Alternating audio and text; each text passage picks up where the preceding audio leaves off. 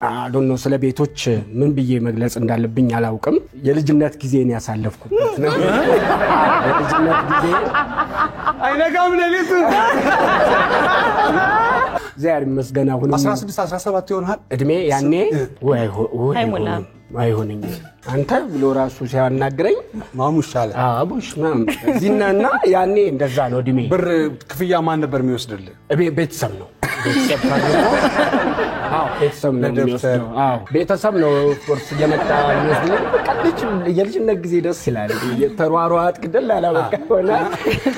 ስንት ጊዜ ሆነ ፍቄ እኔ በ14 ዓመቴ ነው ጀመርኩት እኩል ናችሁ ከስንት ሺህ ጋር ስንት አይሞላም ነበር አይ ይሄኛው ግሩፕ ሁለት አይነት 14 አለ ለየው የሱ መጨረሻ ምን ይመስላል ምንድነው መጀመሪያ ራሱን ስንታየውን ሳገኘው የፈለኩት ከኔ በእድሜ ትንሽ ከፍ የሚል ሰው ነው ለዛ ባህሪ እና ስፈልክ ስንታየውን ጠቆሙኝ ሰዎች ልክ ሄጄ ሳገኘው የፈለኩት አይነት ሰው ነው እና